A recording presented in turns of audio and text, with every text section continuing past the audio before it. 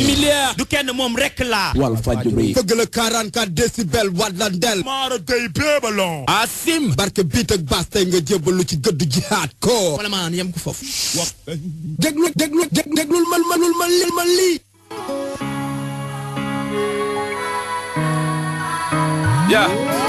Walf FM, nana.o yaa ngi ci Black Label tàmbali lundi dem ba jeudi 14h ba 16h ndeke nopp am na ñam di. This is Alaaji, the number one, my name is Aro. Every Monday, niggas we back to the roots. Tuesday, do a market back, show the proof. Every Wednesday, ci New Zealand ñuy focus. The Black Label team, niggas do something important. MC Black Label International ñu wëñu fly away te c'est national ko ñu ci temps 14 ba 16 ba ne nga dund do ko rëccu durant 16 heures. Bul fàtte jeudi am nga revue générale dikkal saytu bépp info doore ko ci Sénégal Black Label le jeudi moo fi raw en général on dam doo ko bis danga koy am même si coupure générale ok man pas comprise rhétorique incomprise dam koy koj kon bul karaté nang ko def sa xel please tout ça waxal dof job mu wax ci wax gal si po zéro limite li mooy Black Label team. Yes li mooy Black Label team li mooy Black Label Kese salaaleek yeah maaleykum salaam man naka la bëggee sant dof bëggee mi ngi cool waaw tranquille alhamdulilah léegi récupéré nga ci escalier yi ak yéeg beeg yooyu waaw nice waaw kon bàyyil ñu la basan jox la nga añ waaw yoon de waaw boo suurwee da nga naan suur bu ñu dolliwaat la loolu du dara ok bon appétit monsieur Karbala yeah. Let's go check it out oh there Kaze yeah yo what up yeah boy damay rap di teg filo ba ñoom Descartes jóg patrimoine ni buur damel mbaaroy Cheikh Anta Diop misaalu fable ni fontaine dëxëñ sa buur ni mboot fi weddi wuñ si daara dama si teen waral sa mboot di xóot former brothers in the hood jox naa leen xaala ñu jaar ci maada tekk ci dut ba daj seen xaala fi ndekete farloy fay ñu ut lépp loo fi xaara taar la coow li duñu fi tay li dañ ko sut ba def comme baara taale di gëstu xam di ram di daan ba cap Victory Go bind suñu life ni ay roman mel ni Victory Go ngay wéy di get ci bit mais moo def ton men duma ooyo non mais quand je rappe le monde c'est fun raglu maan aboo fu mu jux noo def ñëpp paniqué fépp laay balisé tetal la tum te duma saltige newoon naa la maa ngi ñëw lem leen lépp kar buy teg ndax gembee xaw a jël tourne Davido Wally Seck yeah teg kar ba ware yeah what's up kese copain naka mu tranquille man mi ngi cool alhamdulilah dama lay bàyyi nga nuyoon toog le monde parce que c'est Walfadjri international waaw kon onze billah bismillah inna waliyallah jërëjëfe borom Touba jërëjëfe Cheikh Ahmadou Bamba Khadim Rasoul this is Karbala aka the ghost from the Dariel truth from Jah Allah aka lyrical gisaane yeah man waaw di nuyu auditeur xam nga Walfadjri yëpp ak auditrices yi à travers le monde si biir Sénégal bi xam nga si biir Africa bi di leen wax ne leen c'est un plaisir c'est toujours un plaisir mooy ñëw di teew si Black Label parce que Black Label dafa nekk émission boo xam ne daf ñu bercé si suñu enfance yëpp tey bu ñu demee ba téye mic ba tey ñu ñuy invité fii nii yaakaar naa loolu fierté la quoi donc di wax ne kontaan naa ci invitation bi di leen wax ne leen tamit xam nga j'espère que ne xam nga gars yi nañ kontaan si émission bi quoi. Inch'Allah gars yi di leen kontaan parce que bon dañ fi dalal benn artiste bu talentueux et puis ñun aussi di leen jëm a xool nu mu naay ñu defee ko noonu si présentation bi moi je dirais que ne bon Karbala benn troisième génération hip hop bi si la bokk bokk na aussi membre fondateur benn projet bu ñuy tuddee Jamiru collectif ak Jamiru am na fa benn raaya mooy meilleur album Karbala aussi nekk na beru na seul du mu wax génn na mais créé na seul génn mixtape bam jël meilleur mixtape li gën a aussi lu gën a fësal turu Karbala aussi bokkoon na ay différents yu amoon benn artiste qui s'appelle Diep Doundou Guiss aussi mun naa ne bokkoon na aussi si génération am ñi si gën a marqué seen temps parce que mun naa ne amagum nga ñaari raaya si kuru meilleur album si mixtape yow kese meilleur mixtape lan ngay dolliwaat ci présentation bi waaw am naa beneen trophée boo xamante ne bi nii trophée la bu dul deñ à vie muy respect quoi te yaakaar naa ne respect boobu noonu moom mooy trophée bi gën a important si trophée yi ma am quoi donc juste waaw di wax ne la maanaam présentation bi loolu la di wax que ne maanaam lu job la boo xamante ne bi nii bu yàgg la woon quoi boo xam ne dañ ko doon def à travers le temps parce que ku xam Jamiru xam ne collectif la boo xam ne dafa dajale ay individuel ak ay groupe quoi donc si présentation bi saa su ne loolu lañ doon wax donc looloo andi tey jii nii ñu dem ba nga xamante ne bi nii individualité yi commencé nañ génn macha allah sant yàlla ba mu nekkee man maa nekk première personne bi nga xamante ne maa njëkk a génnee sama projet individuel si groupe bi yàlla def tamit xam nga affaire bi am benn réussite bu extraordinaire parce que mixé bi bon yaakaar naa ne gars yi apprécier nañ ko quoi. mixé bi gars yi apprécier nañ ko. juste benn question avant may jox ci si présentation yi. est-ce que mun naa la wooye tête de file écurie Jahmerue. tête de file non. Azu mooy tête de file. ok kon yow si kii nga quoi si commandant. non man gobi laa waxoon maay taalibe bi gën a ndaw si taalibe yi foofu. ok monsieur Cheikh Nature Brown let's go. merci beaucoup il s'appelle Karbala donc ñu ngi koy jaajëfal déjà ci disponibilité bi ak respecté temps bu respecté déjà ñu ngi koy jaajëfal ci loolu parce que tamit ci temps la ñuy dox. Karbala bëggee nañ la bu baax a baax de son vrai nom il s'appelle Assane Diallo Assane Diallo Assane Dieng Assane Dieng Assane Dieng pël nga. non du ma pël nag séeréer laa quoi. séeréer kon tey sa buur laa quoi. tey woon sa buur non doo sa buur yow kay jaay sama jaam gars. mais Assane Dieng da nga bokk ci benn film non non. mais mosoo tourné film. mosuma tourné film non non. ok dama ci doon wérante ak benn gars quoi. waaw da nga bokk ci benn film affaire yooyu quoi. donc directeur comme ni nga ko waxee rek déjà nga nekk centre Grand Yoff nga nekk foofu jékki-jékki rek ñu jékki-jékki rek Karbala génn ci benn connexion quoi. rek ñëpp gis Karbala. waaw. bon loolu job la talent la quoi en fait talent moom du laaxatu quoi bu ma nekkoon si biir ay mille personnes sax su ma fa nekkoon su ma rabee gars yi dañuy xam ne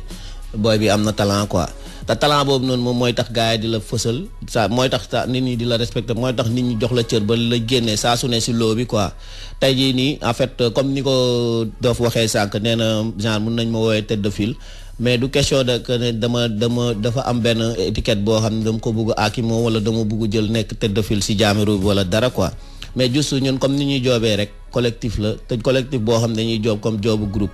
maanaam mun naa ne en fait talent boobu noonu moom moo tax ma gën a fës si groupe bi quoi gënuma aay ñi fa nekk nag ñëpp quoi mais just maa ngi def li ma war a def quoi te tamit ñàkkuma fayda saraluma quoi comme niñ ko mën waxee si langage mbedd bi saraluma benn yoon lépp loo xamante ne bi nii opportunité la pour moo xam ne war naa ko mën a saisir pour def si dara rek dama koy def quoi. ya loolu rek la quoi. ok docteur dégg nga loolu déjà. ok développé na. j'espère que yow pare nga aussi si sa présentation mun naa introduire directement Karbala ci main levée. ayca nañ dem ci main levée. ok xam na. loxo bu jëg. au fait bon Karbala bon on est là parce que tey 80% ITV bi day nekk par rapport ak sa mixtape bi nga xam ne am na raaya bi mën a doon wax sànq. mu nekk main levée. au fait bon li njëkk a jaaxal ci ou bien li ko gën a jaaxal. mooy jaget bi li nga yëkkati loxo bi. lan la.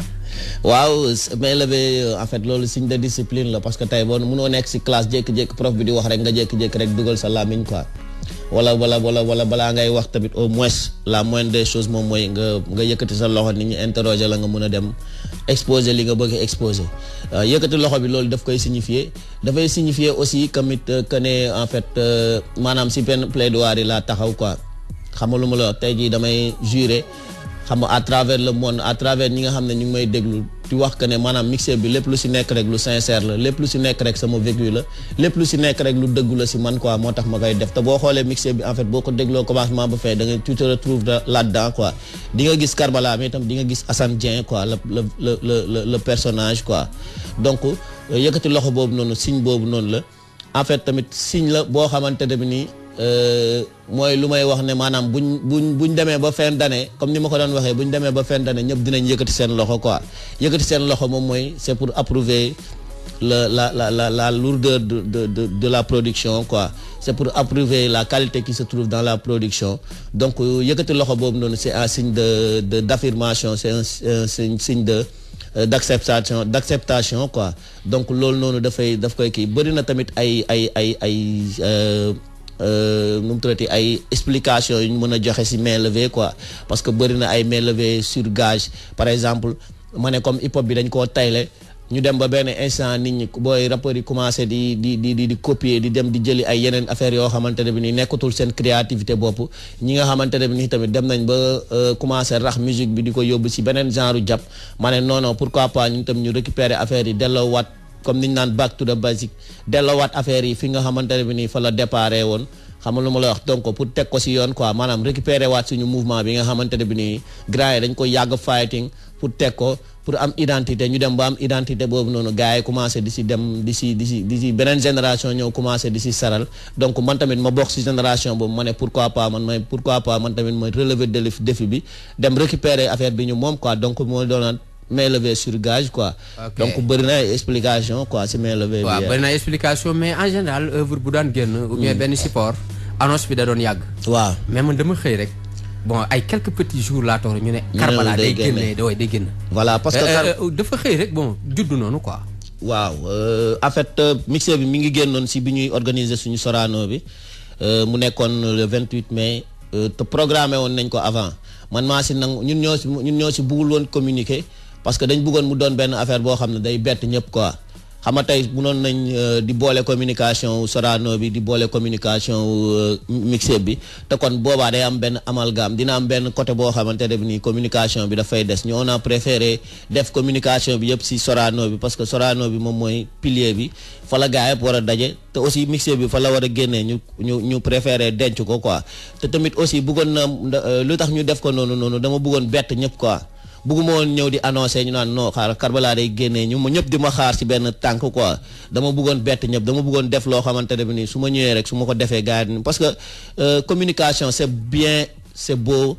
mun nga def ay millions ci communication mais ce produit bu naayisul amul benn njëriñ quoi xam nga lu ma la wax donc communication am na benn sens mais tamit am na benn côté boo xamante ne bi nii produit bi mooy l'essentiel bi quoi produit bi qualité bi ci nekk ak li nga xamante ne bi nii nga ciy def loolooy am l'essentiel mixé bi mun naa ne amul communication boobu noonu ngay avant muy génn mais bi mu génnee ñëpp apprécier nañ quoi yaakaar naa mixé gëj na def li sama mixé def mixé gëj na ko def Sénégal sax quoi. ok li sa mixé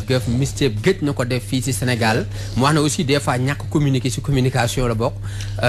voilà business bu ñëwee fii dañ ciy jël bii dañoo trier ñu jël 5 yi nga xam ne. moo ñuy gën a mën a jox objet pour ñu mën ci def ak échange ak monsieur Karbala. bon ci 5 sons yi xam naa dañ lay jox bi ci njëkk comme ça nga soufflé wala ñu mën a ñëw yaatal seen tout petit peu. di rappeler ne Karbala bu Jahmerue moo fi nekk tey let's go.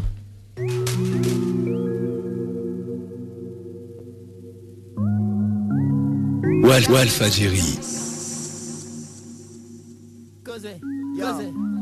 am na ñu may jàppale am ñu may boycotté bu ñuy di tappale ñeneen ñee ngi ngoy ba tee am luñ ma bàttalee si jaam ñi ma koy jottalee sa soo ko sàkku ndam si gëtub noon yi ma koy xañ ba dee daj naa coono yëg ba tey ma jomba wàcc gëm naa firim yéena nekk te mbaxalu xeet du yomba ràcc jaar si yoon bu rëf du tax ma muñ ñu jumba xàcc fen si suufu lamp taxul jaay bi leer jëndee ko kàcc 2008 la woon yëg-yëg bi fit la woon bedd bi nodd ñu jokk jot lu ñu piste woon toog lu ñu tiisaloon ak tiisaloon maîtriser woon koona benn ñu sas ñu fas di wax tabax li brisé woon xare donte gisul maas du teemu teemaloon rak ci den sa zone ak microphone mu ger ba am freedom ragal got tax na ñoo diwul fit ñeme na péydee maandu waaye ñoo diwul njiit moom weddiwul tiit dëgër laayu nabi la def tiit li faj sa blème la def yi dem waral muy karboté boy slip mu bi xëccoowu ko kenn waaye lim liggéey moo ko moom même buy rap kenn di bëgg dafay pare dee ngir moom si jom balaa nu jëm ngeen wareel def ko buur mën a tey xool doomam ci bët mu suur li di génne sama xol dafa dëggul lool te moo di sama yéene balaa nu jëm ngeen wareel def ko buur mën a tey xool doomam ci bët mu suur mbalaanu jàmm ngeen goreel def ko buur mbona day xool doomam ci bët mu suur. très fort waaye nee na lu jóge si man dafa dëgg lool mais sama yéene la. lan mooy sa yéene Karbala. sama yéene mooy li ma yaatal si son bi en fait dafay da ngay nekk benn boy en fait am benn objectif si life bi mu bëri ñoo xamante ne bi nii objectif yooyu noonu wala rêve yooyu noonu dañ koy jàppee benn affaire de kañ quoi en fait dañ la si kaañoo sax booy xool quoi. ay booy yow kon rappeur nga woy kon waaye jàppal rek dina baax genre wax yooyu lañ lay wax quoi donc si biir ñooñ noonu di la kaañoo noonu ñëpp dina am ñoo xamante ne bi nii dañuy am benn cofeel si yow dafa am dañuy lay yéene benn affaire quoi dañuy yéene yow tey jii nii nga porter flambeau bi tey jii nii yow rêve yi nga am noonu nga dem ba percer si nekk si li nga si bëgg a nekk quoi donc yéene boobu noonu laay delloo ñooñ noonu nga xam ne dañ jàpp si sama carrière depuis le tout début bi nga xamante ne bi nii kenn xamuma wala bi nga xamante ne bi nii kenn gëmuma ñooñ dañoo ñëw jàpp si quoi donc yéene ñooñ laay delloowaat njukkal di leen wax que ne leen man en fait fi ma bëgg a dem demaguma fa commencé guma sax dama nekk si benn début nii rek juste quoi donc juste pour yaatal pour wax leen ne leen que ne maanaam dama leen di delloowaat njukkal boobu noonu que ne leen ñoom tam ñu gën a jàpp te xam ne mooy loolu quoi man tamit maa ngi seen ginnaaw il est là en face de nous encore il s'appelle monsieur Karbala moo fi nekkoon sànq ñu doon waxtaan ci son bi njëkk mu nekk yéene yaa voilà mu nekk l'intention de Karbala. waaw yéene nag son bu neex la franchement son boobu bokk na si son yi ma gën a neex si mixé bi quoi parce que aussi tamit yombul quoi tey jii am na ay nit yoo xam ne tudd naa leen si biir saan bi ñoom xalaatuñu woon ne sax mos nañ def dara pour man quoi nekkul def dara génnee seen loxo sa poos am xaar ma jox la lii wala xaar ma jàpp la mais soutien moral dafa am solo quoi si nit rappeur boo xam ne da ngay doog a tàmbali nga dëkk si koñ boo xam ne leer na la ne tey jii nii amul benn rappeur boo xam ne da koy teewal quoi parce que ku xam xaar yàlla xam na ne fii bon buñ delloo si ginnaaw amul loon benn rappeur boo xamante ne bi nii mu ngi doon teewal te man sama objectif moom musoon nekk benn vidéo quoi si biir Grand F bi si biir xaar yàlla bi quoi par rapport ak sama secteur pour yóbbu sama niveau rap sama secteur pour faire découvrir gars yi xam sama koñ moom mooy fan quoi donc ñooñu noonu ñëpp dama leen delloowaat njukkal di leen wax que ne leen maanaam li ngeen doon jàpp démb ak barki démb tey mu ngi nii quoi te lii début la rek instant yi nii mun naa ne lancement la film bi ñëwagul quoi am na leneen yeneen ak yeneen yoo xam ne dinaa ko accomplir si hip hop bi quoi incha allah. bu ma deewulee est-ce que yéen Karbala bokk na si un jour mu indil gars yi disque d'or. incha allah pourquoi pas. ok xam naa dañuy jàll si son bi si top yeah. benn suite logique la.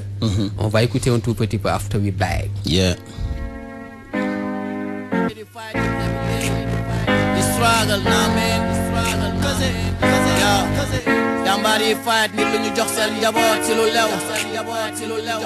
yow every day damay xeex bañ a laaj am kat ci lew ak njub man li may seen dafa laaj pen every day damay yegg bañ a wàcc ba fàggu piis te fekk man ci tool waatuma xaaj fenn gàllankoor yi sax ma teen di ko waaj pas-pasay dëggal gént yaakaar fenk ndam seen ko mu naaj yoon mu sori teewul teen di ko maaj payoor du ma sa am si teel a wari sori soxla fenn du ko faaj bul mer ba araamal got fii iblis say supplice suku say baraamal prof ñu tara bañ toog lépp lu waay jàng ñaan mu mokk ba mu des yoori bët di xulee ngulee fajul coono da koy yokku we waiting for more request kenn ñaan fukku dëkk wekki jëf yi léegi si no request fajul lenn fayul boor yi des sun dunda yees xel ak xol yi fees ni allégresse buñ mooñ tristesse ñi jaar ci yoon yàgg neex tey ñi ngay gis ñu daj moo ñu doon yàgg jeex bëreel fi ngay aw fexeel ñu lay naw ndax amul na bu ñi ngay gis ci kaw moo ñu doon jàng yéeg saadaatu maada yi ñuy yar ci jom ci fulaak fayda ngëm ak ngor ci baay bu ñu roy ci koom saadaatu braade yi koy faat ci suuf ñu nangoo ñàkk everyday di ut luñ am si trou biral nañu ndaam fuñ ñu gëmeewul tëmbar du daan mu fu bëreewul léegi gëstu nañ ba xam ba tey ñu ngi topp ci tànk di teg lu teggi ti ndax am ngi soreetul tànkam lu naa baatu noon du lu may teggiloo cafee la may te su may xuus du lu may weddiloo sabab lu naa ba tey sàggan du ma dab ci yoon ndax boo ko fi door ñi lay njëkk a damat ñi ngeen bokk ko dee loolu mooy kenn allez faire foot tous man du may tekki du doon yéen a koy ñàkk kon xaaruma kuut puus doo leen ma defal tous damay gën di yéeg dëkkee di leen di yéem ni kuy luxus tey ngeen may gën di dégg xëy war sàkku teranga ak jot yéen rek ay niitu paay duñu bàyyi fii suñ garant mooy jóg ñaata ñoo fi ñàkk mbaam mën kot tolof yee fi jale sale blé mi duñ ko saafara toog weesoo gu ñu jéggi ba tal ku lab ñu ree omzo ñi gën ci ñun ñoom ñoo ñu teel a dee ni borom bii mayee noonu lay xañee ndax nen buñ teg si fiil kenn du xam ban boor lay mujjee ni nga yoon bi yee jeexaltalu yow yeah waaw jeexaltalu yoon en fait benn jaaris la benn résumé ci sama jaar la benn tamit yoonu perspective la quoi yoonu objectif fi nga xamante ne bi nii fa laa bëgg dem mu doon benn sound boo xamante ne bi nii sound bu puissant la sound bu lyrical la sound bu aussi tamit mooy comme li ma ko waxee woon rek mixé bi dafa nekk benn mixé boo xam ne c'est trop personnel parce que lépp sama life laa siy waxuma si view keneen def ma si imagination aussi dama ne damay wax sama life tel qu'il est quoi. mais jeexantalu yoon boo koy dafa mel ne loo xam ne lu fin la quoi ou bien lu jeex maanaam sama objectif bi maanaam bu ma nee jeexitalu yoon moom mooy nuñ ko mun waxee moom mooy si sama yoon fi muy jeexee quoi yoon bi fi muy jeexee laay wax quoi maanaam jeggaguma si jeexital bi mais objectif bi loolu la quoi loolu laay bëgg a wax foofu noonu quoi maanaam fi ma jëm finalité bi foofu loolu la quoi donc loolu laay bëgg expliquer waxuma ne fi yoon bi fii la yem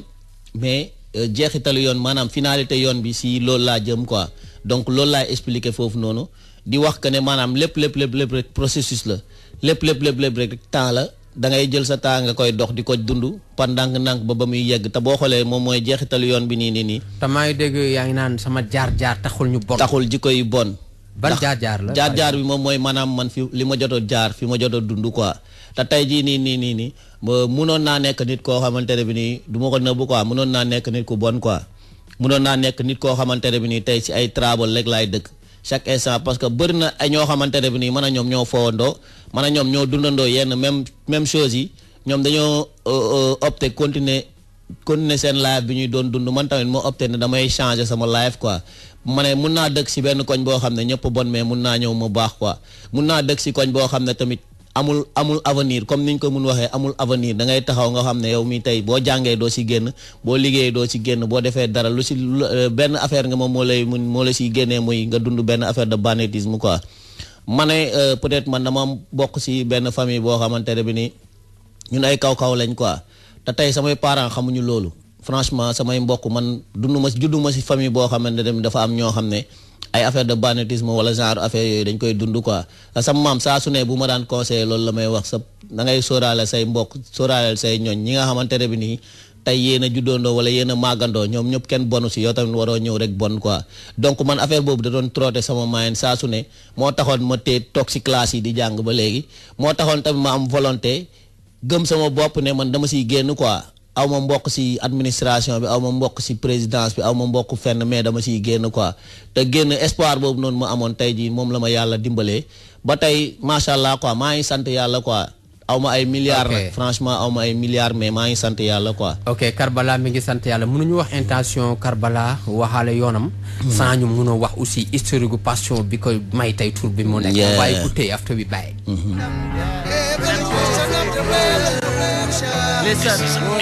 yo, see I diggity das mic check balañ ko doore woon di freestyle si bopp koñ bi seen bi daf ñu soore woon si musique nazi takkale phrase yi kebetu crazy bon bi boy yi ñu ci phase yi jàng ci base yi ngëm ñu giide woon mouvement su mbedd bee ñu pousse ñu naway idée woom tendance xosi jeunesse ni griffi quelques vidéo woom jëngal sa te sa xab te pour sa jur sa njàpp yoral benn son bu bëri bruit kay rek mun nga pap yàgg na yëngal mu jaxal suñuy loxoy neen du mooyu lu ñuy teggiloo mu sax ci suñuy brain dundal ko yar ko suñuy xol ba tey la njëriñ feeñ ñu daj la bër si bépp waar si tool day root si mérite meen yàgg bawul dara laajal pape cheikh ku tarbiyewul nit munoo ca xaar ñu dem ba tab la cheikh dañoo nangoo dee si rap bi dee si ñun li walli yaana ter effet bu mu rang mu jéem a del si ñun ku nekk ak sa tool ku ci nekk ak àndam te yàgg lool waaye dinañ mës a am ndam liggéey bi du fii la dooree dañ ko yàgg toog gis nga tey ni mu dooree yettu dëgg la ñu dooree amul sikki sàkk dooree yes sir yettu dëgg la ñu dooree kii dafa dof yow dafa crazy ma meen Leuz Diwane ji franchement respect kii moom yaakaar naa ne dama war a def sa émission bi tourné ko def ko émission moom quoi franchement kii aw ma lu ma koy fay moo tax maa ngi la gis ngay clap quoi non dama kontaan man kii sound bi saa yu ma koy déglu damay kontaan voix am si boppam saa yu ma koy déglu damay kontaan puisque ay son mi ngi fii sama kóol nekkul n'importe qui laay def son sama kóol nag mais ku am talent franchement moom ça mérite ça quoi franchement Leuz Diwane ji nekk na artiste boo xam ne pour man découvrir guñ ko sax li mu mën defagu ko quoi donc benn collaboration la bu ma kontaan boo xam ne dama ko yëg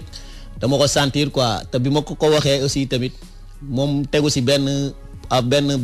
gàllankoor quoi dafa ne ma non loolu amul problème yow Baye Fall yow mooy loolu quoi xam nga mooy loolu ñëw defal ma affaire bu nice bi te jour bi muy ñëw di wéy affaire bi studio waa studio bi yëpp dañoo daanu quoi dañoo ñëpp ne mais gayan bi kon nii la mel man leen kii gayan kii li mu mën sa defagu ko quoi donc histoire yi ça parle de l'histoire du hip hop depuis ses débuts ba léegi quoi donc ñun si suñuy début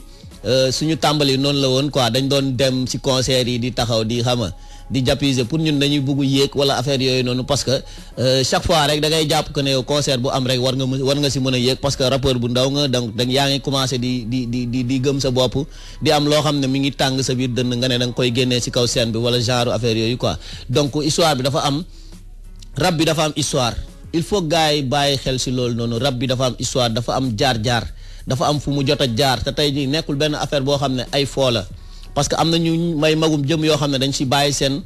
avenir dañoo jël ñeneen seen morom yi di jàng seen morom yi di tey jii boo xoolee yenn gars yi nga xam ne ñu ngi doon dund rab bi yëpp tey boo duggee si yenn sociétés yi wala da ngay ñëw fekk leen ñu nekk ay cadre wala nga ñëw dugg si yenn banques yi da ngay ñëw fekk leen ñu nekk fa ay cadre quoi parce que am na ñenn ñoo xam ne dañoo bàyyi rab am na ñenn ñoo xam ne dañoo resté si seen position maanaam continuer affaire bi te tey ñooñu noonu nga xam ne dañoo resté si seen position moo tax tey rab bi am jëmm fii nii Sénégal quoi ñoo tax tey jii nii ñooñu mun naa ne dañoo sacrifier seen avenir pour teg benn affaire quoi te donc ñooñu noonu mérité nañ tamit ñun ñu delloowaat leen jukkal boobu noonu parce que mooy li may wax rek nit ki boo amul reconnaissance rek jàppal ne doon nit mala nga quoi ndax liñ naan comme pour du gërëm ñamu daaw te yaakaar naa nit ki boo nekkee gor bu la dara nit defalalee dara war nga ko mën a remercier ñun tey jii nii on est peinard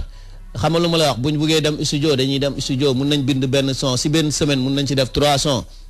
xam nga lu ma la wax wala 4 sons maximum xam nga lu ma la wax mais ñoom gars yi seen jamono ñoom amuñu woon loolu tey bu ñu joobee benn sound sax mooy loolu te prise yi benn yoon la woon da ngay ñëw prise nga jàll wala nga prise baaxul mooy loolu xam nga lu ma la wax donc ñoom am nañ mérite quoi am nañ benn mérite bu rëy boo xamante ne bi nii il faut gars yi delloo leen ko te kat ñu jàpp bañ a jàppee rab bi benn foo quoi franchement lu am histoire la loo xam ne ay magum jëmm ñoo koy def ay nit ñu conscient ñu intelligent ñoo koy def xam nga lu ma la donc gars yi nañ leen gën a jox cër te xam ne rab bi tamit avenir la si musique sénégalaise bii ñu nekk nii quoi ok rab bi avenir la dafa am 2 questions yu ma tenir à cœur xam naa dañ koy tënk comme ça ñu mun a jàll si next track bi mooy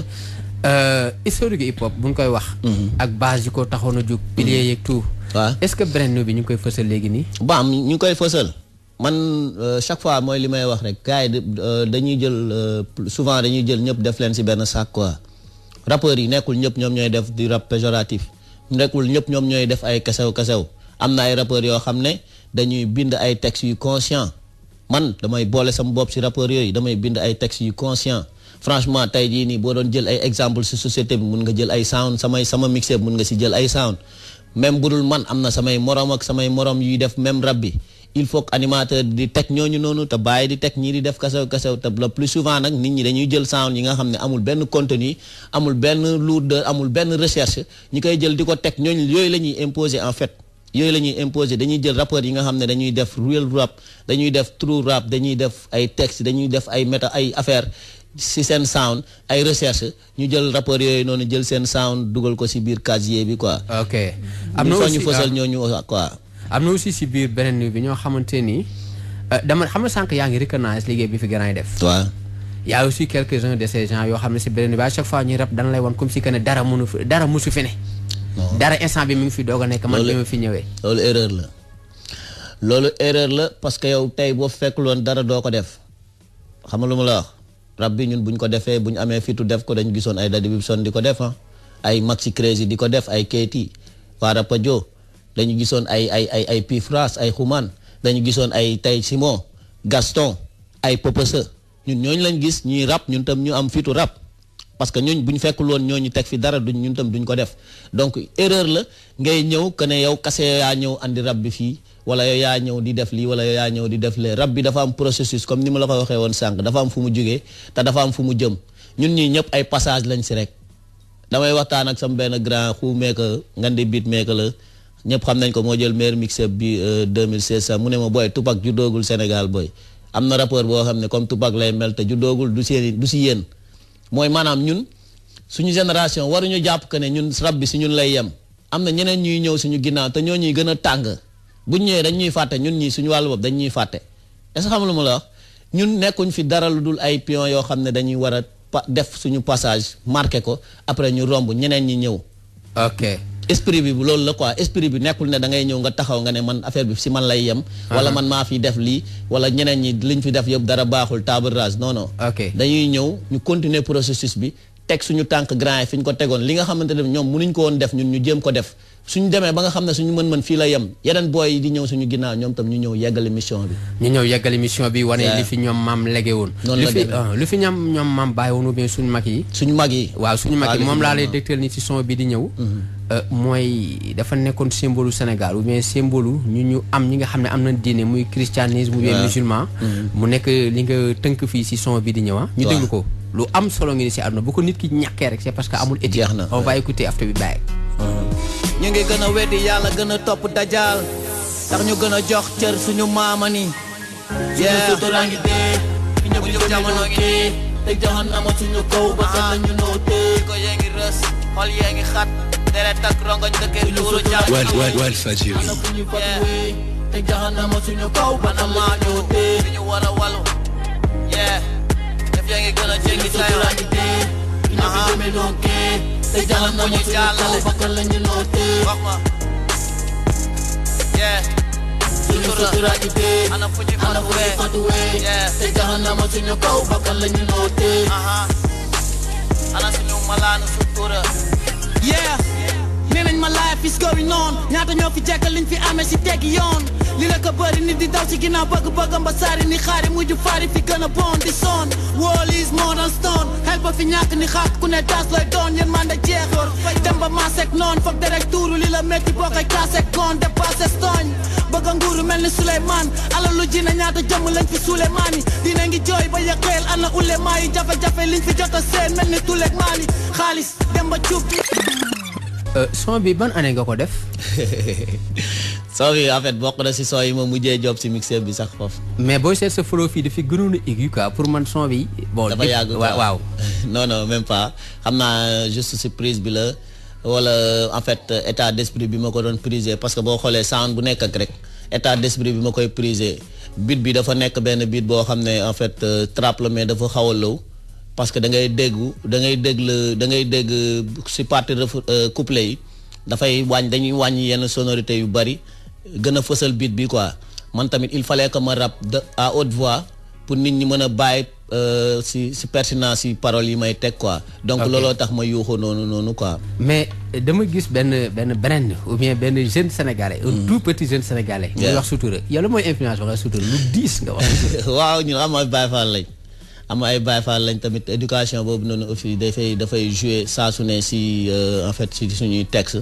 dafay jouer saa su ne si suñuy doxalinu saa su ne si de tous les jours quoi donc sutura mooy comme ay kàddu mooy comme ay ngor mooy comme ay jom mooy comme ay fulla ay fayda genre affaire yooyu noonu en fait dafa nekk ay symbole si sénégalais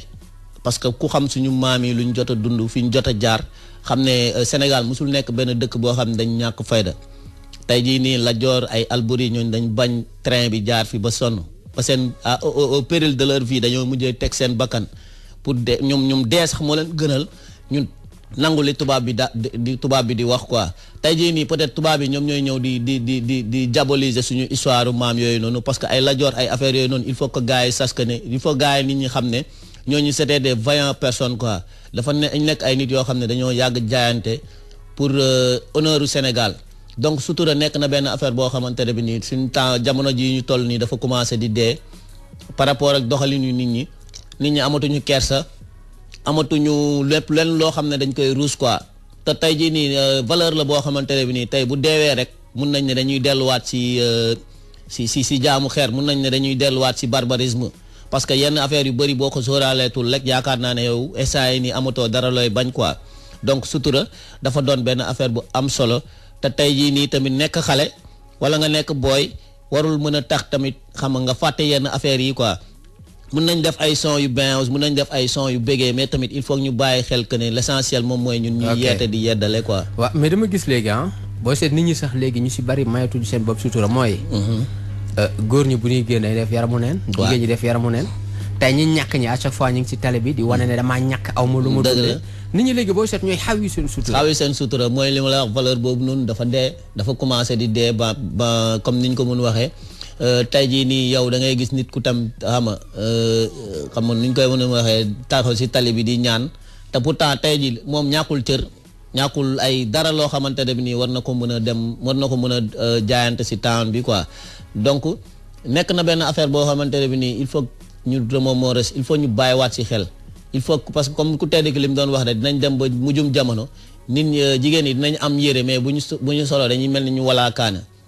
xam nga lu ma la wax mooy comme niñ koy gisee nii góor yi dinañ am yére mais bu ñu soloo dañuy mel ni ñu walaa kaana donc mooy comme li ngay wax nii dañuy solu mel ni ku def yaramu nen da ngay gis ay góor di sol ay yére jigéen di ko doxee da ngay gis gel ak góor bu ànd ñoom ñaar ñëpp sol yére même chose même yére yi ñuy sol ñoom ñoo koy ndiroo xam nga lu ma la wax donc ñu ngi commencé di dugal suñu mayen yenn affaires yi quoi di la wax ne la lii moo nekk à la mode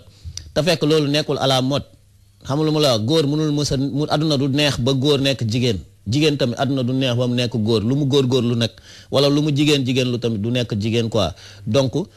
valeur la boo xam ne il faut nit ñi bàyyi ci xel il faut nit ñi may seen bopp sutura il faut nit ñi di dolli sutura si suñuy dund pour nga xamante ne bi nii cohabitation bi dina mën a neex quoi. ok yeah. son bi di ñëw bokk na son bi ma gën a neex si sa mixtape. dama xamul ba xam li la gën a motiver xam naa li la pousse si sutura. ak si yeneen affaires yi ñoo la influencé. aussi joobee woo ko sax biir Jahmerah yaa ngi ko joobee feneen te xam naa ne ñii di la ko joobal ay rappeurs la am nañ seen studio. xam naa li leen liggéeyal sax liggéeyuñ ko ñoom seen bopp. si on va écouter le tout dernier son mixtape bu Karbala After We Beg son bu ma neex la. kaddu ni muy defaree noonu la mën a yàqee war nañ ko sàmm ni nga sàmm sa kaddu. nee nañ ma baat ni bal mais ñaata gémmi ñoo fi waat di dal tekketul dara ni prisonnier si dëkku Macky Sall ne ma ñaata ñoo fi wax ba jàll mu ma su leen arrangé léeg-léeg wejalay doon léeg-léeg mu jib am ñu muy dérangé kaddu or la gas ko nga seet sa xel saaba doola bu dee si góor du jaas bu xasee ba jur sàmm loola baat lu foor la toskare ñeel ñi koy sàggane bul foog ne foowa taxoon ñu nodd say nopp bi ngay ganee ñëpp na tekk kàddoy jóg ni xut ba jàkka ji tabil na xàq bi des fois mémoire la bu lay fàttali gis naa lamiñ ñu bon ba luñ ci tudd doon lu yàq der bu laajee miñ fiy naaj ci doo ci dégg lu dul làq mer mer baat bi leer gis lay doon ci jaami ngir ñu bañ di leer des fois ileer lay doon ci toolu breen yi ndax fu nee mu teer som mu weer jural la noon jural la soppe laajal Ablaye Mbaye ndax nit ñi jëmm lañ ko toppee sa kàddu loo wax dee ko def kon ca benn wax ba moo ci taxaw ci say xeer sàmmal sa kàddu bañ ñu lay meree def sul borom ndax lépp am na nettalee sàmmal sa kàddu moom lañ lay estimé wax sa ñoom waree ndax ku ne ak sa destiné sàmmal sa kàddu digee bor la war ko du rees sàmm kàddu leçon la pour sama jeunesse sàmmal sa kàddu waaw lu doy waar nga wax kàddu lu am solo mu doon benn parce que nee nga du buum waaye yow na as gor ab gor ya ndax des fois nga wax ba dugal sa bopp si yenn affaire yoo xam ne mooy loolu des fois aussi tamit gor mun nga ñëw jox wax maanaam comme niñ ko mun waxee def benn promesse quoi na maanaam du buum de kàddu bi promesse bi nga def noonu peut-être mun na bañ a nekk buum de mais dina la takk tey jii nii sa promesse boobu noonu tant que matale woo ko rek jàppal na yow tu n'es pas un homme de parole xam nga lu ma la wax donc comme ni ma koy waxee rek même si j'ai les cordes vocales coupées je serai toujours un homme de parole quoi donc loolu la quoi lan ko àdduna nit kàddu dafa am solo parce que leen loo xam ne ni boo xasee ba génnee rek bal la bu xasee ba dal rek jeex na donc man kàddu da xoolee sax sound bi pour la première fois sax nga tey nga wax ma ko ma yaatal si quoi mu doon benn sound boo xam ne nii en fait dama wax fépp fu nga xamante ne bi nii kàddu dafay génn ba si nayim bi nga xam ne dafay waaraate ba si tey yonent yàlla Moussa kalaamu biñ ko dénk ba si tey ji policier bi wala prisonnier bi nga xam ne amul droit wax dañ koy teg ay nat mooy li may wax naan kàddu tekkeetul dara ni prisonnier si dëkku Macky Sall tey jii nii boo demee si prisonnier amuñu lu ñu wax maanaam amuñu lu ñu wax mooy maanaam tey jii nii ak gàllankoor bu ñu mënti dund mënuñu wax ñemewuñu wax amuñu fu ñu waxee sax tey jii nii te pourtant ñi ngi dund si ay conditions yoo xam ne conditions yu métti la tey jii nii ministre yi rek tey da ngay gis benn ministre au lieu mu ñëw bu falo ministre de la justice war na mën a dem si pénitencier xool lan la yan condition la prisonnier yi di dund foofu tey am na affaire yoo xamante ne bi nii il faut gars yi di ko xam quoi di xam ne quand même maanaam ñooñu noonu ils sont détenus mais ils ont le droit à la parole te pourtant wax boobu dañ leen ko xañ donc kàddu boobu noonu dafay am importance foofu noonu donc damay wax fépp fi nga xamante ne bi nii kàddu dañ ko fay yëkkatee quoi xam nga lu mu la mu doon benn affaire boo xamante ne bi nii tamit nit ki benn nga siy am da nga koy wax mu nekk dëgg wala nga wax ko mu nekk fen da ngay wax nit ki da ngay am courage di wax les choses telles qu'ils sont da ngay am tamit dëggu boo xamante ne bi nii boo waxee benn affaire nga taxaw nga def ko parce que tey gis nañ fi suñu président dëkk sax def na fi lu ñuy wax waxeet te tey da ngay gis ne wax waxeet boobu noonu dafa dem ba nekkoon benn habitude ci sénégalais boo waxee ñu ne la wax waxeet la de maa waxoon mais waxatuma ko quoi parce que tamit sëñ président def na ko quoi donc moom si wàllu boppam exemple la war a doon tey président bi nga xam ne moom moo nekk fii wax yi mu doon wax yoon noonu yëpp il a le devoir il a l'obligation de sàmm de respecter ses paroles quoi mu doonaat ak ñëpp ak yow mii nga xam ne da ngay toog di animer wax yombul tey fii nii yow loo fi wax tu en direct boo fi waxee benn gaaf wax boobu noonu day dem tey am na ñoo xam ne ñu ngi seen biir koñ yi toog ñu ngi taal seen kóol di déglu rajo mun nañ la enregistrer boo fi waxee benn toj wax boobu dañ koy enregistrer donc kàddu yombul xam nga lu mu la wax te kon boo koy wax rek war nga moo tax ma naan balaa nga koy def xalaatal juróom-ñaari yoon mooy li ñu naan il faut remuer 7 fois la langue avant de sortir un mot. mais est-ce que élection législative yi di ñëw di ñu may ñu koy def générique des fois. pour ñuy wër di campagne ñu leen di sàmmaloo seen kàddu. oui mais parce que saa ni finalité bi loolu la moo gën ngay jël benn saan boo xam ne buy romb si koñ bi nii nit ñi dinañ di dégluwaale paroles yi ne wey sa waay li muy wax dëgg la moo gën ngay jël benn ay. nda bëri doole ay yooyu kenn xamul ay sound yoo xam ne ay folklore la quoi parce que nit ñi tey dañuy jël ay sound yoo xam ne dañ koy doxantoo fii nii di def folklore maanaam bu ñu rombee nit ñi mën a tourner bàyyi seen prêter attention mais finalité bi loolu la man tey su ma defee ay sound yu mel ne sutura mooy tey bu ñu demee ba nga xam ne dëkk bi dem nañ ba toll foo xam ne benn nit def na fi lu ñàkk sutura wala lu kii ñu jël sound bi di ko teg illustration la nit ki bu ñu demee ba nga gis ne benn nit wax na fi wax waxeet wala mu war kàddoom ñu jël sound bi di ko teg juste finalité bi pour loolu la quoi. yes finalité bi pour loolu la. dañuy jox ciix comme ça mu mun a def résumé de tout ce qui a été dit. bu ciix wàccee nag après toujours dina la voyager loo dina la gën a xool fi mu sensibiliser si yow mu jaar fa. comme ça pour mun la war ndomba quoi door la carte appui waaw dara. ok ciix let's go. merci beaucoup donc Karbala ñu ngi lay jaajëfal bu baax a baax déjà Arba mixtape mi ngi am 17 titres mi ngi génnoon le 28 mai 2016. titres yi ñu jotoon wax déjà yéene bi. mu ngi ñuy expliqué ci biir mooy côté moral demoon ba Karbala yenn instant gars dañ koy woo di ko conseil di ko defal di ko encouragé parce que hip hop bi boo ci nekkee comme ni nga wax sànq gars dañuy jàppee benn boy boo xam ne gëmul dara affaire yooyu quoi. titre 4 boo xoolee ci biir loolu nga wax ñi ñëw ci titre 5 bi mooy jeexatalu yoon. donc jeexatul yaa ngi def ak zoom bu kii zoo. Stan Flame waaw Stan Flame yaa ngi ko def ak moom donc yaa ngi wax côté objectivité côté personnel côté mixtape bi ni nga ko jobee donc yow yaa sentir ne war nga teg mixtape bi war nga mën a génne li ngay sentir. donc nga génne ko loolu côté jeexatul bi la nga ko ciy expliqué. après ñëw ci titre 6 bi yaa ngi expliqué côté historique déjà bu ñu tegee son bi yaa ngi kontaan ak sa copain Leuz ñu ngi koy jaajëf bu baax a baax. donc yaa ngi ciy expliqué bu baax a baax histoire hip hop Galsen grand yi booy war nañu am reconnaissance su xam ni grand yi am lu ñu fi def côté seen dund côté seen participation côté bañkat côté teg ay mixtape teg ay album ba promouvoir culture urbaine bañ jot ci déjà yaa ngi ciy expliqué loolu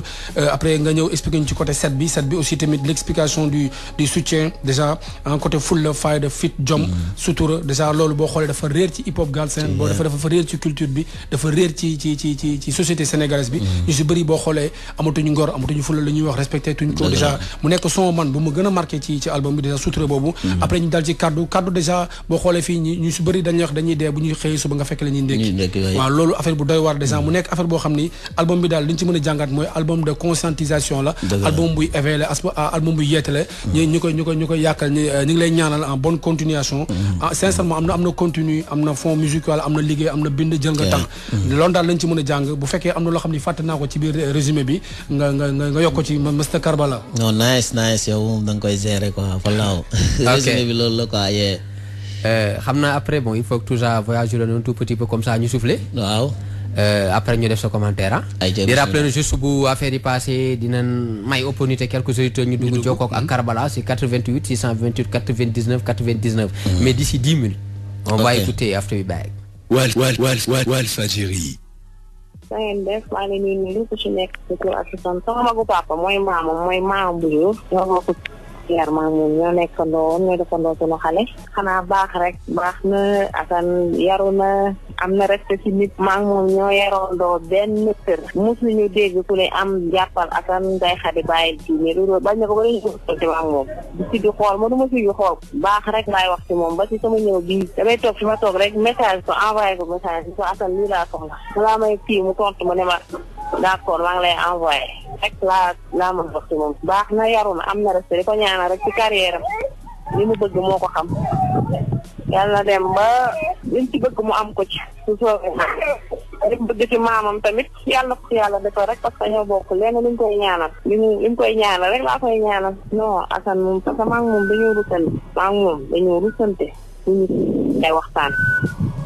su ma amee lu ma koy wax sax je préfère woo ko téléphone wala mooy envoyé ko message moo gën loolu daal laa mën a mais man moom dañoo rusante moom maa ngi moom vraiment ñoo leen di jaajëfal yéen tamit kontaan rek ci moom kontaan parce que ñëpp a kontaan mbokkam yëpp a kontaan te ñëpp a ngi ñaan maamam bu góor ne ko fi mu tëdd kontaan na ndax lii rek la ko doon ñaanal succès rek Assane dafa baax bëggul kenn mer bu amoon kenn du sonn te ñu ngi koy ñaanal nag mu am loolu la ñuy ñaan yàlla mu dem ba li mu bëgg ci carrière mu am ko ci carrière rab bi li mu bëgg mu am ko yàlla na ko yàlla def amul benn problème baax na yaru na koo wax mu wax la benn amul benn problème dëgg la ay mbokkam tamit man maa ngi tudd Samba Diallo. Assane sama frère la moom mooy Karbala. membre groupe Jamiru. donc tey jii su may wax ci moom damay commencé wax déjà nit bu lucide la c'est-à-dire nit bu calme la. te nit boo xam ni am na ay obstacles yu bëri avant rab bi te il a su surmonter loolu c'est-à-dire am na ay yaayam décédé na faam décédé na te taxul mu bàyyeeku quoi donc il a eu son bac jàng na ba yenn niveau yi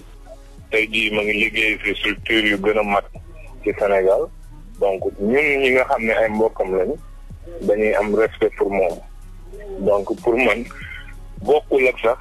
yeneen rappeurs yi nga xam ne peut-être amuñu yenn bagage intellectuel yi pour mën a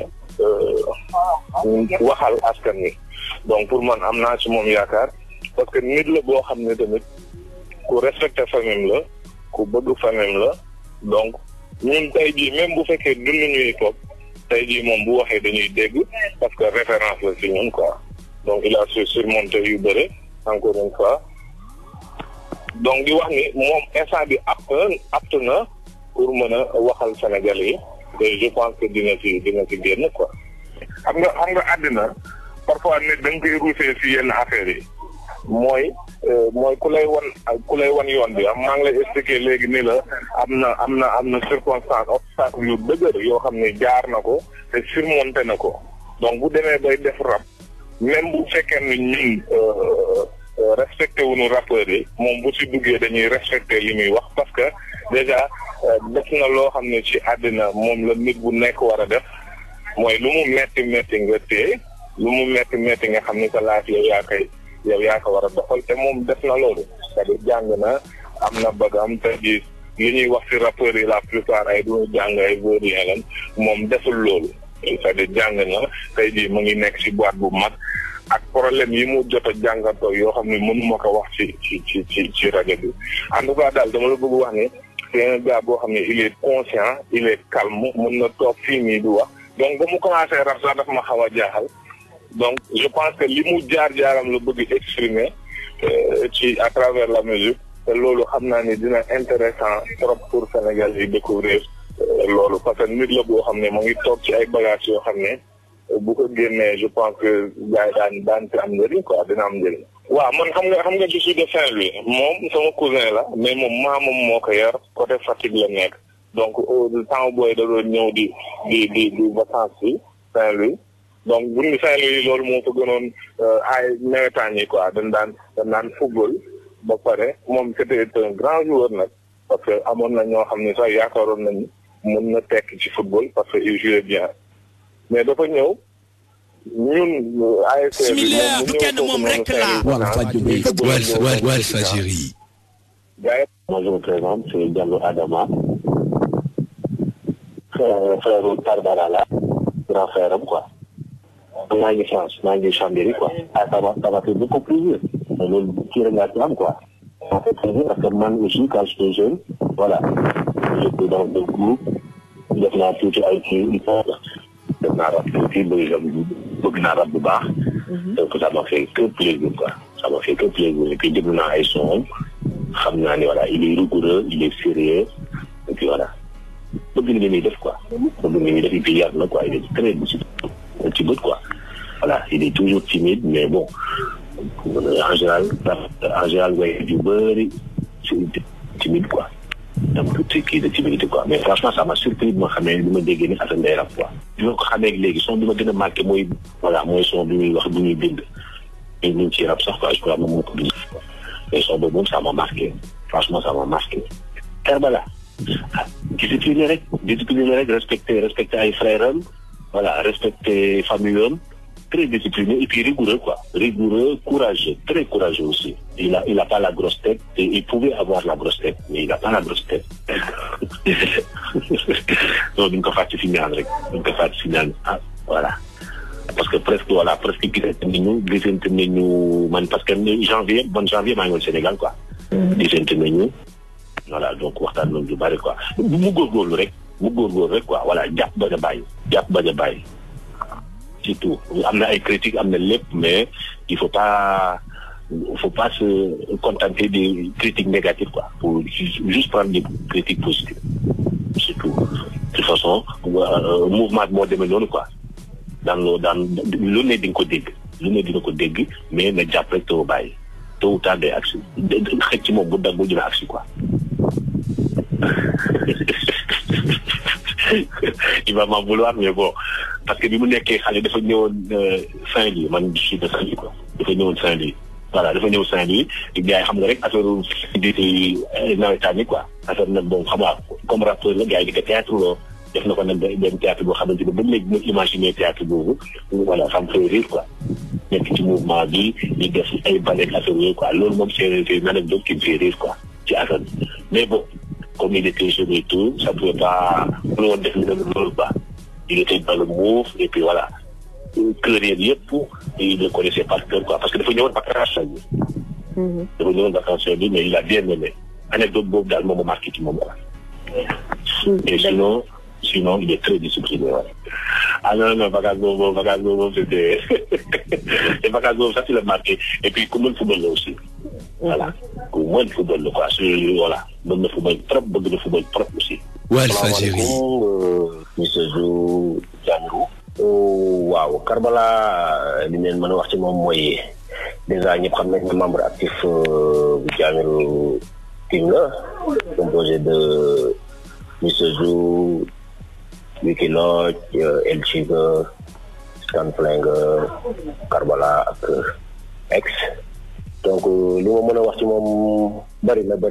parce que ñooy dundandoo lépp daal mën naa wax ne suñu frère la suñu jàmm la suñu mbokk Baye Fall la donc élément la tamit bu actif ci membre Diamirou mën nañu wax ne moom moo mujjee ñëw ci Diamirou mais loolu kenn mënu ko xàmmee quoi loolu tey jii kenn mënu koo xam ci ñun parce que dañu bokk lépp daal waaw loolu tam bëri na moom laay wax ne waaw lu ma gën a marqué bon am na benn jour dafa am benn sang bu ñu tudd xeeb doole yi jëloon na 2014 ñu jëloon ñaar donc sang bi ñu koy def saa yi dafa dugal couplet et après dafa dem mu di quoi bàyyi ma foofu def refrain bi gars yi ku nekk ñëw teg sa couplet le lendemain saa ñëw xëy fekk sang bi pare mais bu mu ko déglu rek rango ñu commencé tuuru mais loolu lu ko waraloon mooy parce que liñ doon raconté ci sang bi c'était non seulement émouvant mais dafa nekk loo xam ne dañ ko dundoon quoi te Diamirou même bu ko ñëpp xamul tamit dafa am foo xam ne ko lañ jógee ba yegg fii am na ay affaires yoo xam ne ñoo ko dundandoo suñu biir yombul woon quoi nekkul ne dañu xëy benn jour rek ñëw rek affaire yi donc am na suñu jógee ba yegg fii tey donc xam naa moo tax affaire yi bu mu ko dégloo rek ndeysaan affaire bi daw yaram ndeysaan affaire ñun ñëpp sax seen xol yi tooyoon na jour boobu noonu quoi anecdote boobu mooy li nga xam ne du ma ko waaw loolu lu may sawar a tontu la donc man moom personnellement damay wax ne Karbala li mu ko mën a xamal mooy liggéeykat la quoi boo ko joxee boo ko tegaloon sound léegi bit ne ko léegi bàyyi sound bi la ñu war a def nii da ngay gis ne ci saati mën na toog muy toog indi ko racine tag dugal ko loolu bëriwul ci MC yi nga xam ne nañ def loolu noonu ba pare bu paree day nice dina am écriture dina am technique dina am rap côté liggéey bi au niveau de Diamirou musul difficile entre nous bon man maay def prise bi la plupart du temps compétit yi des fois dañuy dem si jazz moom bu amee lu mu war a finaliser mu finaliser ko mais entre nous boo gisee suñu liggéey di à chaque fois muy nice parce que duñ kenn du seetaan sa morom ci lenn quoi. Yes sir. L'artiste s'appelle Karbala, il est membre fondateur de Jamiru aussi, nekk artiste bi jël meilleur mixtape 2016. Gars yi wax nañ ci yow ba ay Paris la France ah. oui gars yi am nañ ma gars tout ça xaw ma fan la jëlee ñii ñëpp mais mooy loolu quoi. ok affaire yi dama jëlee na ma kaw quoi jëlee na ma kaw parce que xalaatu ma woon ne ñii nit ñi ñëpp bon xaw ma sax fan la leen jëlee quoi. waaw gis nga xool dafa dem ba Paris jël ci yow. Karbala est-ce que mais def na affaire bu grave def na affaire bu nice aussi quoi. franchement sama sœur bi sama cousin bi sama frère yi ak Zou xam nga bon aw lu may wax quoi rëy na lool quoi franchement jëlee na ma kaw. te tamit ñoom li ñu wax yëpp bon loolu lu nekk si man la rek quoi. kon naka di mën nga football ah. waaw man football la gars yi gën a yaakaar ne si laay tekki sax que ay yeneen ak yeneen. attaquant nga wala défenseur. non milieu terrain la woon. numéro 10 laa doon jouer quoi. di rappeler aussi line bu beeku na c'est 88 628 99 99 ngeen def 111 pour Moussa jàkkaarloog l'homme qu'on appelle Keuzé ah. non la wala Kozay. Keuzé. ok Thiir dama lay introduire en attendant ñu jëlal auditeur. ok Karbala dama gis ni ba ñuy def ITV yi déjà Karbala dafa xawoon am ay sentiment. Karbala lan doon sentir quoi. ba parce que nit yi ñu interview nit yu en fait ñu fekkee sama dund la quoi ñoo nga xam ne dundandoon ak ñoom comme sama sœur bi man ak moom sama maam ak papaam ñoo bokk ndey ak baay sama maam mooy magu papaam donc ñoo yarandoo si benn gàlle depuis bi ñuy nekk xale ba ni ñuy nekk mag man ak moom ñoo yarandoo si benn gàlle mais depuis bi ñu nekk xale ba léegi nii may waxee yow am na jëkkër am ay doom et tout dañoo rusante quoi yàlla moo def loolu quoi sama sœur la nag. comme nii man dama ko yàgg taxaw côté frère ak sœur. bi muy jàng ay affaires yu bëri comme man par exemple man bi may jàng dama doon jàng année scolaire école bu tëjee damay dem joobi quoi vacances damay dem liggéey maçon wala menuisier wala plombier wala whatever quoi lu mu mënti doon rek pour am weccit pour année scolaire bu ñëwee mu mën a jëndal sama bopp yenn affaires yi mais moom jigéen la woon ay affaires yu bëri dama ko doon jaayanteel di ko jëndal quoi. juste pour parce que du ma ko wax dara sax damay ñëw rek ne ko jëndal lii fii wala ma ñëw rek jox ko lii ne ko defal lii quoi ba nii may waxee yow su amee problème daf may envoyer message ne ma nii wala na le ma réglé ko mu doon benn affaire boo xam ne franchement ITV yi njël yëpp moom moo ma si gën a marqué quoi waaw franchement sama sœur la mais xaw ma fu ko Tousa bu mu ko jëlee moo ma jaaxal quoi man. yow Tousa léegi moom mooy bànn yow dig lañ ko war a yow mu liggéey foofu parce que kii lu mu def ba récupérer gars yi di déjà sama cousin bi. xam dem ba France nga ak sama mag bi nga xam ne mi ngi France xam nga bon garaaw na quoi te ñoom ñëpp genre li ñuy wax lu tax mu may émouvoir nii. parce que ñoom ñëpp dañoo wax ay affaires yoo xam ne dëgg la quoi waxuñu lenn loo xam ne dañuy tricher wala dañuy bëgg lu ma neex wala genre dañuy wax li nga xam ne man noonu laay dundee noonu laa mel tamit quoi nii li ñu wax nii moom mooy sama personnage quoi amul si lenn luñ siy changé li may bëgg laaj à chaque fois Karbala mooy booy seet Karbala daan na ànd ak Jamiru ñuy am foofu benn njëgu transport di ko séddoo ci koy Karbala léegi moom kase dem na bu amee transport bi day gën a duun baa ñu jël kii allo salaamaaleykum waaleykum salaam. sëñ bi nañ def. waaw ñu ngi sant yàlla bu baax. waaw baal ma paas la Karbala benn milieu terrain quoi. Baaro allo. waaw wala boog. kenn la Babs la Black Real. yee Babs naka war. waaye sant bu baax a baax. oui bëggee gars naka leer yi. sant bu baax même émission mu ngi naan sax. mu ngi naan jaajëf. ak témoignage yi aussi rafet na quoi. dëgg la. mais nag lépp ci yow la quoi lépp ci yow la nag. noonu la demee. amee puissance rek bi baax na quoi. rafet na kontaan nañ Babs. si la bëggeel ma gaay yëpp. yes ñu koy jaajëfal ma ne. copain. waaw transport bi quoi waaw léegi transport bi gën na dund. est-ce que li gars yi xam nga nee na dafa neex. boo ñamee daal mu neex da nga fay delloo sa loxo. dëgg la est-ce que Karbala dina nangooti di sëddoowaat ay transport. waaw ba tey. non comme wax nga sànq ne bu fi waay wax dañ koy enregistré. dëgg la xam nga tey sànq jour boo dégloo mu ngi wax benn affaire bu am solo ci Jamiru quoi en fait boo ko ñoo par exemple ute nañoo groupe yi fii jotoon a am wala groupe yi am ñun li ñuy dund bokk man personnellement xam naa ne lu ñuy dund gëj na am si groupe bi ñu koy dund Sénégal ba léegi parce que au delà que ñu nekk ay rappeurs wala ay affaires yooyu noonu on est comme des frères parce que man yàggul xam nga lu ma la wax dama doon mun naa xëy war a dem job wala moo war a dem def benn affaire gars yi génnee weccit jox ma ne ma dinañ defal lii fii lii wala defal lee fee lee donc Jahmerue nekkul benn groupe boo xam ne dama fay jóge wala dama fay génn wala damay dem ba nga xam ne damay demal sama bopp man kese même su ma nekkoon si beneen label du tee man ak waa Jahmerue dañuy continuer di am même relation yi quoi donc du changer quoi Ciix léegi tëj naa mi écouteur u saawaay dégguñu maa ngi yow ñooy wax dégg naa moom ak Dip léegi ay vrai gain lan quoi ndaka li ñu doon def yooyu dañ doon créer buzz pour représenter Grand Yoff dégg naa ko de non kon gars yi dañu teg dil ah gars yi dañu teg dil kay waa Karbala naka mu copain waaw sant gain waaw bon Ciix am na lu mu wax de lu mu wax moom nee na léegi yaag Dip nice cool loolu la gars yi doon wax loolu la Ciix wax commentaire copain moo commenté oui non wax dëgg neex yàlla nag non man ak moom nag wax dëgg neex yàlla nekkuñu dara quoi sekkuñu dara musuñu am ay rapport sax mais copain mais léegi quand même paix am na quoi jàmm am na bon mun naa ne jàmm nu ñu ko mun waxee lu ñu mën a woowee jàmm mooy maanaam léegi ku nekk ak ñu ngi si sa yoon quoi parce que clash boobu il fallait que ñu am ko mu am parce que c'était pour setal deru Jahmerue setal suñu der parce que mooy comme li ma ko doon waxee rek ñun dañoo am carrière boo xam ne dañ ko war a mëne mënuñu woon toog di seetaan yenn affaires yi di gàllankoor loolu noonu parce que buñ la disrespecté si commencement bi yaakaar naa mënoo fi dem ba wax fi loo xam ne nit ñi dinañ la bàyyi xel quoi donc il fallait que ñu dindi loolu noonu yëpp léegi nag yaakaar naa léegi ce n'est plus l'heure ñi nekk fii di clashante wala ñi nekk di sànnante xeer wala ñi kii donc mi ngi mëne live am maa ngi mëne sama live te man yaakaar naa tegu naa si sama benn wéy boo xamante ne bi nii incha allah du ma ko wàcc nekkatuma si yenn détails yi quoi. kon Karbala dootul clash man moom ay clash nii moom wax dëgg neex yàlla instant yi maa ngi si beneen yoon quoi waaye. jeex na tàkk. Ciix baal ma jox la nga def one way bi. pour Karbala. pour Karbala noo gisee hip hop Galsen ak clash yi bees yi génn nii. waaw mooy li may wax nag clash yooyu noonu yëpp en fait am na yenn clash yoo xam ne amul benn njëriñ quoi yenn clash yi sax pour man en fait de compte méchanceté la wala jalousie wala soxor quoi parce que nit ki defu la dara defoo ko dara yéen ñaar mosu leen sekk dara ngay taxaw fële di sànni ay xeer di saaga di wax ay yenn affaires yi loolu amul njëriñ quoi clash. si hip hop la bokk biñ koy wax si hip hop la bokk dafa fekkoon ne mu nekk yéen ñaari rappeurs yi ngeen am ay antécédents Tupac bi muy clash Biggie dafa fekkoon ne ñoom ñaar ñu am ay antécédents mu jóg clash ko te clash bi looloo tax mu doon benn clash boo xam ne ça c'est devenu mondial xam nga lu ma la wax parce que ñooñ noonu dañ siy gis seen bopp te ñooñ noonu bi ñuy clashante boobu noonu gang yi nekkoon si suuf gangu Tupac yeeg booy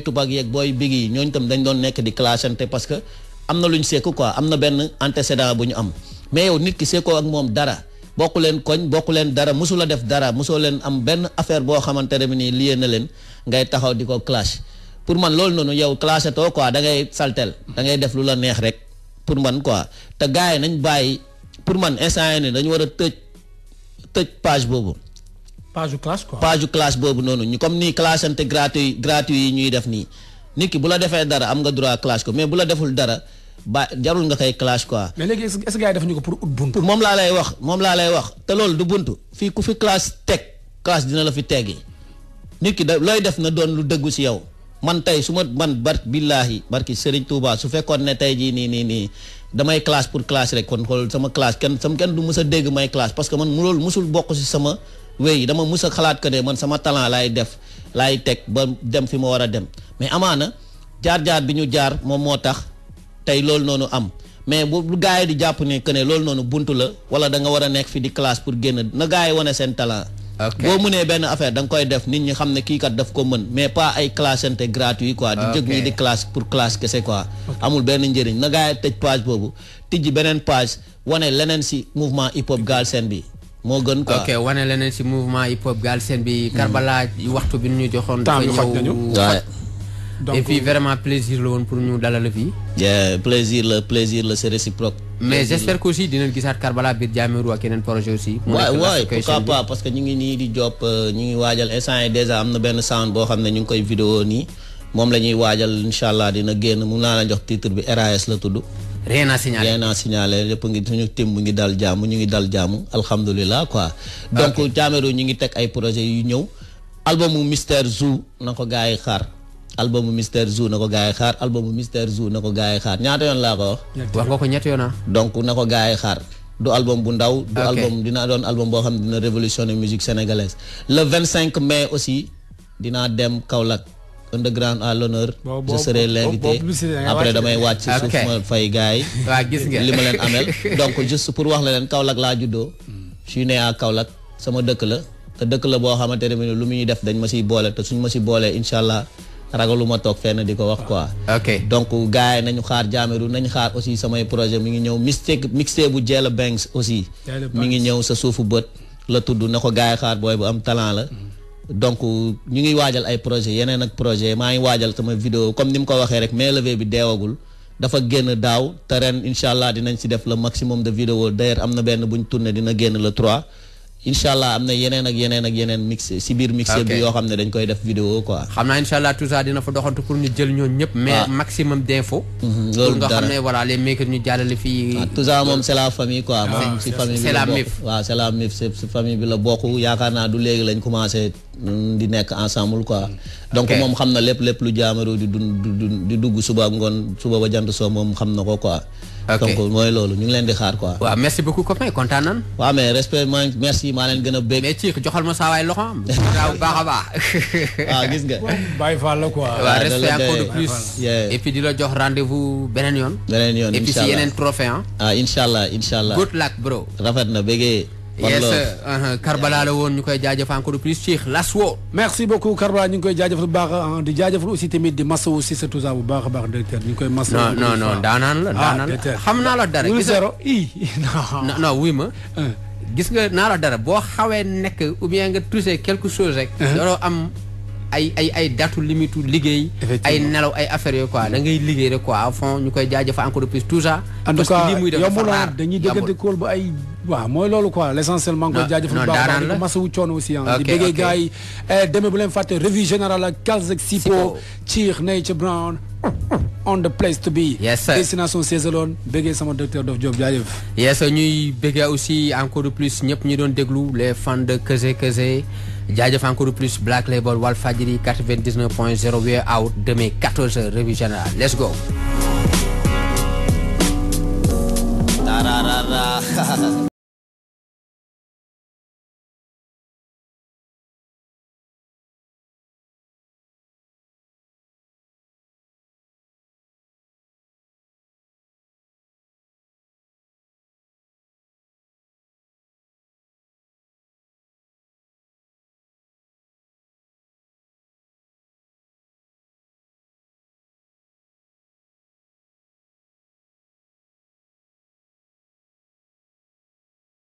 Filo ba ñoom Descartes Diop doon patrimoine ni buur damel mbaaroy Cheikh Anta Diop misaalu fable ni fontaine dëxëñ sa buur ni mboot fi weddi wuñ si daara dama si teen waral sa mboot di xool is for my brothers in the hood jox naa leen ñi jaar ci maata tekk ci dut ba daj seen fi ndekete farloy fay ñu ut lépp loo fi xaara taar la caw li duñu fi tayle dañ ko sut ba def comme baara taala di gëstu xam di ram di daan ba cap Victory go bi du suñu laaf ne ay roman mel ni Victory go ngay wéy di get si bit mais moo de ton même duma oyo non mais quand je rappe le monde s'effondre ni nga raglu man abo fu mu jug noo def ñu paniqué fépp lay balisé tetal la tum te duma saltige ne woon naa la maa ngi ñëw lem leen lépp kar buy teg ndax gembe xaw a jël tournée David ak Wally Seck bitch ku ne ngi demee what you feel now hip hop mouvement bi daf ko kill now yeah check it what's up game hip hop bi ñëpp a fo man ñu dellu rap te wàññi fo man check it nigga yo boy set ñi fi gën a pauvre rim ñoo di intellect di daw seen intérêt ne xam nañ lépp ni internet léegi fentele mooy siw nga mën nga intégré dangal nga am di xaw sa xel dalul dañ la war internet big up ñi fight ba mu yegg si fii yelloo nañ saadaat ñu raat di teg si biir public bi ngir képp kuy doxal li muy def même temps crise kuy pousse ak ses ressources na gembe manqué matière grise dañoo jàng xel jëmu yemuñ ci baak nafar yi pop ni téere dañ gëstu yemuñ ci baak ni nga relève bu bari ay secours di nga ñi d'origine sa grand yi nga dingat omas ñoom xeex nañ fi deux régime bu ñu lëre fis cooli dafa bëre fis lëbi yee ko cote c'est fausse rap si buzz ak bénéfice apocalypse taj ngeen kar fii mooy seen terminus ndax tuuti teddu teema doon cortex def ñoom ñëpp ay minus ku ne ngi demee what you feel now hip hop mouvement bi daf ko kill now yeah check it. What's up? Game we popping up a fool, man. New Dello rap the one you fool, man. Check it, nigga. Hi, yeah. You know Nella nañ ko wax, nigga. Amul niveau buy dox. Lan mooy rappeur suñu jooni yàllay tey. Tontom ku ma koy jox. À l'aide de compte Facebook ak ay vues sur YouTube rek ñu foog ne mat nañ ma nigga fees nañ Facebook. Yow da nga bëgg a siiw ni Youssou. Lem leen toog nigga. Walfadjri pour le meilleur de la musique.